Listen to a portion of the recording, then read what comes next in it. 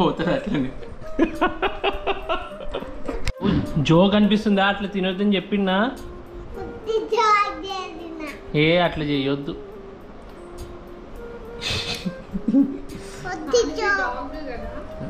మనిషి డాగ్ అయితే అలా తింటుంది.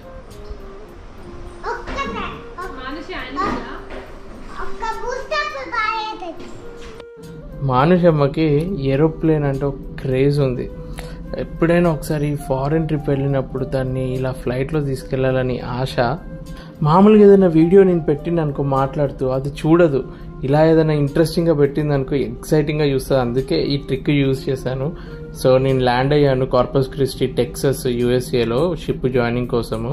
యాక్చువల్గా ఫ్లైట్ ఎక్కే ముందు మానుషమ్మ అడిగి మరీ తినిపించుకుంది, ములగబొక్క కావాలి నాన్న అని. మనిషి నిద్రపోయినావు కదనే, ఎందుకు వచ్చినావు? ములగబొక్కనా పెట్టాలా? పెట్టు నాన్న అంటే పెడతా. నేను కొంచెం చెప్పాక ఎయిర్పోర్ట్కి వెళ్తా. నేను ఎక్కడికి వెళ్తున్నా అంటే ఎక్కడికి వెళ్తున్నా అని చెప్పినావు? తాతకేమో చెప్పినావు ముంబై వెళ్తున్నా అని చెప్పినావా? ఇవాళ పోయి రేపేం రావట్లేదు. ఇవాళ పోయి 4 నెలల తర్వాత వస్తా. నువ్వు ఎప్పుడు వస్తే నాకేంది ముందు ములగబొట్టుకోబెట్టు.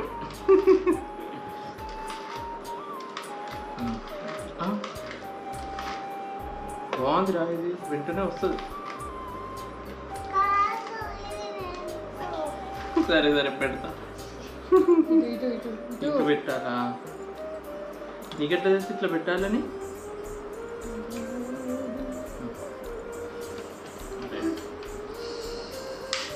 ఇక్కడ నుంచి పెడుతున్నప్పుడు ఏమన్నా పొక్కుంటే చెప్పు నాకు.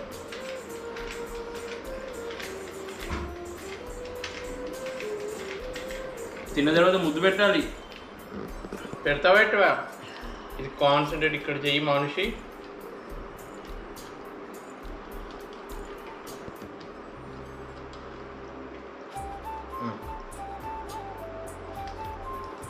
స్కూల్కి వెళ్తావా? లేదు, అయిపోయింది. ఈరోజు పొద్దున్న వాళ్ళ అమ్మమ్మకి తాతకి చెప్తుంది, మా ఇంట్లో మటన్ కూడా వచ్చి తినేసి వెళ్ళండి అని.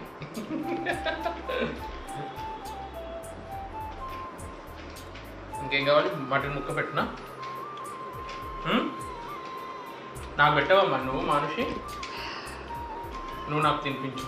నాకు ఎగ్గు తినిపిస్తే నేను మటన్ తినిపిస్తాను. ఫ్రెండ్స్, మనం ఇంట్లో ఉన్న బయట ఉన్న పిల్లలకి కంఫర్ట్ ఉన్న డైపర్స్ యూస్ చేయడం చాలా ఇంపార్టెంట్. అండ్ దట్టు వాళ్ళకి అది ప్రొటెక్షన్ ఇవ్వాలి అండ్ యాంటీ ర్యాష్ టెక్నాలజీ కూడా ఉండాలి దాంట్లో. నేను వచ్చేసి లవ్ ల్యాప్ వాళ్ళది సుప్రీం డైపర్ ప్యాంట్స్ యూస్ చేసుకున్నా. ఎందుకంటే దీంట్లో పిల్లలకి కావాల్సిన అన్ని ఎసెన్షియల్స్ ఉన్నాయి. దట్టు సైజ్ ఇష్యూ లేదు, లీకేజ్ ఇష్యూ లేదు, మెటీరియల్ ఇష్యూ లేదు, ఏం లేదు. అండ్ పిల్లలకి ఏవైతే ఎసెన్షియల్ డైపర్స్కి రిలేటెడ్ అన్నీ దీంట్లో ఉన్నాయన్నమాట.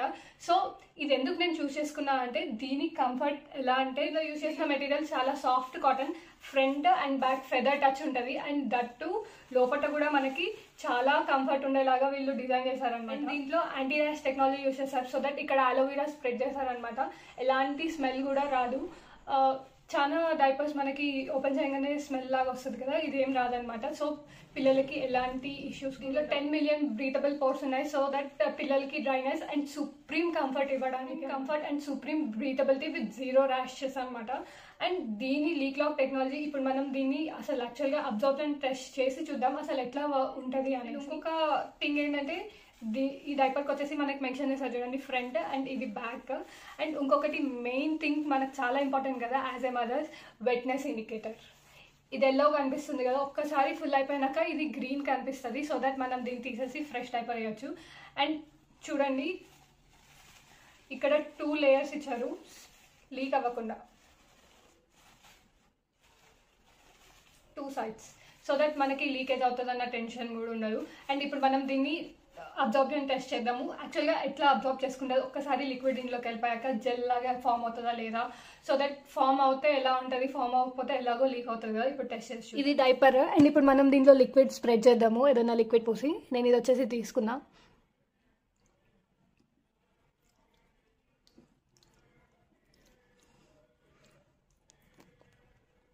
కంప్లీట్ లిక్విడ్ పోసేసా చూడండి. ఆల్మోస్ట్ ఎక్కడా స్ప్రెడ్ అవ్వలేదు, ఇటు కానీ ఇటు కానీ. అండ్ దీన్ని కట్ చేసి చూద్దాం. ఇప్పుడు చూడండి జెల్లాగా ఎలా ఫామ్ అయిపోయిందో, అసలు ఇంత కూడా లీక్ అవ్వలేదు. జెల్లాగా ఎలా ఫామ్ అయిపోయిందో, ఈ బ్రీతబుల్ పోర్ట్స్ కూడా మనకి ఎంత క్లియర్గా కనిపిస్తున్నాయి ఒక్కసారి వెట్ అయిపోయాక. అండ్ చూడండి ఇక్కడ వెట్నెస్ ఇండికేటర్ మనం ఒక్కసారి వెట్ చేసేసాక కలర్ చేంజ్ అయిపోయింది. సో దట్ ఇది డిస్పోజ్ చేయడం కూడా చాలా ఈజీ. ఇక్కడ మనకి టేప్ ఇచ్చారు కదా, టేప్ పెట్టేసి డిస్పోజ్ చేయడమే. Easy to use and easy to. And దీంట్లో వచ్చేసి మనకి డిఫరెంట్ సైజెస్ ఉన్నాయి. దీంట్లో S, M, L, XL, XXL వరకు ఉన్నాయి. అండ్ న్యూ బార్న్ నుంచి కూడా మనం యూజ్ చేయవచ్చు. మాకు ఎంతో యూజ్ అయిన ఈ లవ్ ల్యాబ్ డైపర్స్ మీకు కూడా నచ్చుతున్నాయని అనుకుంటున్నాను. అండ్ ఇది వచ్చేసి నేను కింద డిస్క్రిప్షన్లో అన్ని డీటెయిల్స్ ప్రొవైడ్ చేస్తాను, లింక్స్ అని. అండ్ మనకి ఇది వచ్చేసి అమెజాన్, ఫ్లిప్కార్ట్ అండ్ lovelab.com లో అవైలబుల్. డిన్నర్ చేసి మంచిగా పడుకుంది మానుష మాయిగా. నేను బయలుదేరే ముందు అర్ధరాత్రి 12కి లేపేసరికి నిద్ర మప్పులో అసలు ఇంత చికాకులో ఉండే. లేస్తే నేను బాయ్ చెప్పి వెళ్ళిపోతా. మళ్ళీ నీకు బాయ్ చెప్పకుండా వెళ్ళినా నువ్వు ఏడుస్తావు పొద్దున, నాన్న బాయ్ కూడా చెప్పలేదు షిప్ ఎక్కిపోయిండు అని. తాత బర్త్డే కదా, తాత బర్త్డే. ఇద్దరు అత్తలు లేపినా లేవట్లేదు మనిషి.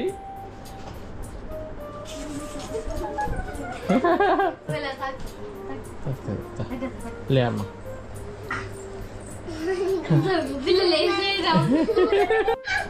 అయ్యే నీకు తెలుసా తాత బర్త్డే ఈరోజు. అసలు ఇంటి నుంచి బయలుదేరినప్పటి నుంచి మొత్తం ధ్యాస అంతా ఇంటి వాళ్ళ మీదనే ఉంది, మెయిన్గా పాప ఇంకా అద్వితి. హోటల్లో ఉన్న కిందికి వెళ్ళాలి యాక్చువల్గా. ఇప్పుడు కాల్ వచ్చింది షిప్ జాయినింగ్ కోసము. ప్రతిసారి షిప్ ఎక్కుతున్నప్పుడు ఒక మెసేజ్ ఇంట్లో వాళ్ళ కోసము వీడియోస్ చూస్తున్నా మీ అందరికీ ఎప్పుడు షేర్ చేసుకుంటూ ఉంటాను. మొన్న సెండ్ ఆఫ్ వీడియో పోస్ట్ చేస్తే అందరినీ హగ్ చేసుకున్నారు, అద్వితిని హగ్ చేసుకోలేదు అని ఒకరు కామెంట్ పెట్టారు. అంటే అందరి ముందట కొందరు కంఫర్ట్గా ఫీల్ అవ్వరు హగ్ చేసుకోవడము. సో మాకుండే పర్సనల్ మూమెంట్స్ తనతో ఆల్రెడీ విడిగా మాట్లాడేది అంతా మేము ఆల్రెడీ మాట్లాడుకున్న తర్వాతనే నేను బయలుదేరుతాను. అండ్ నిజం చెప్పాలంటే ఈ మొత్తం షిప్పింగ్ జర్నీ నేను చేస్తున్న పెళ్ళైన తర్వాత ఫస్ట్ నేను థ్యాంక్స్ చెప్పుకోవాల్సింది అద్వితికి. ఎందుకంటే ఏ వైఫ్ అయినా ఎంతసేపు హస్బెండ్ పక్కన ఉంటే బాగుండు అని ఒక హోప్ తోటి ఉంటారు. బట్ నేను వెళ్ళిన తర్వాత మొత్తం దాన్ని హ్యాండిల్ చేసే విధానము, దానికి ఎన్ని మాటలు చెప్పినా తక్కువే. తనకి చాలా స్ట్రాంగ్ మెంటాలిటీ ప్లస్ వీక్. కొన్ని సందర్భాల్లో ఏ ఆడపిల్లైనా ఎమోషనల్ అయిపోతారు కదా, అట్లా ఎమోషనల్ పర్సన్ తను కూడా. మెయిన్గా తను ఎక్కడ ధైర్యం చూపిస్తుంది అంటే పాప ఎక్కడ ఆధైర్యపడుతుంది, ఎక్కడ బెంగ పెట్టుకుంటుందో అని చెప్పి తను ఏ ఎక్స్ప్రెషన్ని ఎక్కువ బయట పెట్టదు. ఇప్పటికీ కొందరు అంటారు ఎందుకు తను మొహంలో ఏడుస్తున్నట్టు ఎక్స్ప్రెషన్ లేదు, బాధ లేదు అంటే ప్రతిదీ చిన్న పాప ముందు ఎగ్జిబిట్ చేస్తే తను అధైర్యపడుతుంది అని ఒక అది ఉంటుంది అనమాట అద్వితికి. మెయిన్గా నాకు ఇంకా ఎక్కువ ఎందుకు అంత బాధిస్తుందంటే ఈసారి షిప్ ఎక్కేటప్పుడు 200 days నేను మా పాపతో స్పెండ్ చేశాను. మొన్న ఇట్లా క్యాలిక్యులేట్ చేస్తే 200 days ఫస్ట్ టైం మా పాపతో ఇన్ని డేస్ నేను స్పెండ్ చేయడము షిప్ దిగిన తర్వాత. అంటే తను పుట్టిన తర్వాత ఇంత లాంగ్ స్టే పాపతోటి ఫస్ట్ టైం. ప్లస్ పాపకి మాటలు వస్తున్నాయి, తను అన్నీ ఎక్స్ప్రెస్ చేయగలుగుతుంది. సో కమ్యూనికేషన్ ఎక్కువైంది. మేము ఊరికి గొడవలు పడడము, అదొక తెలియని ఒక బాండ్ ఏర్పడిపోయింది. తను మధ్య మధ్యలో నాన్న షిప్ ఎక్కువద్దు అని ప్రతిసారి అంటది. ఒక్కసారి కాదు 10 రోజుకి 10 సార్లు అంటది. వాళ్ళ అమ్మ మీ నాన్న షిప్ ఎక్కుతాడంటే లేడు, నాన్న షిప్ ఎక్కొద్దు అని అంటే తన మనసుకు తెలిసింది. నాన్న వెళ్ళొద్దు అని ఒక మనసులో పెట్టుకుంది. అందరూ అంటూ ఉంటారు మీరు జాబ్ మానొచ్చు కదా, వేరే జాబ్ చూసుకోవచ్చు కదా అని చెప్పి. ఏమో చూద్దాం, ఫ్యూచర్లో అలాంటి మంచి జాబ్ దొరికితే తప్పకుండా నాకు చేంజ్ అవ్వాలని ఉంది. ఇంత బాధపడుతూ యాక్చువల్గా నిజం చెప్పాలంటే ఈ ఉన్న వెకేషన్లో యూట్యూబ్కి నేను చాలా టైం స్పెండ్ చేస్తున్నట్టు ఫ్యామిలీతోటి ఉంటూ ఫ్యామిలీ కన్నా ఎక్కువ యూట్యూబ్ వీడియోస్ ఎడిటింగ్కి దానికి స్పెండ్ చేస్తాను. నాకు ఒక హోప్ ఏంటంటే ఒక సెకండరీ ఇన్కమ్ లాగా ఒకవేళ షిప్పింగ్ జాబ్ లేకపోయినా నేను ఉండగలనా అని ఒక కాన్ఫిడెన్స్ తోటి ట్రై చేశాను. బట్ ఎందుకో అది మొత్తం యూట్యూబ్ మీద డిపెండ్ అవుతే సక్సెస్ కాలేమేమో అని ఒక భయం ఉంది. చూద్దాం, మీ ఆదరణ ఉండి నేను ఇంకా మంచిగా ఇంప్రూవ్ అయ్యి మంచి యూనిక్ వీడియోస్ చేసి ఒకవేళ మంచిగా సక్సెస్ అయ్యాను అనుకో, హోప్ఫుల్లీ యూట్యూబ్ కంటిన్యూ చేస్తాను.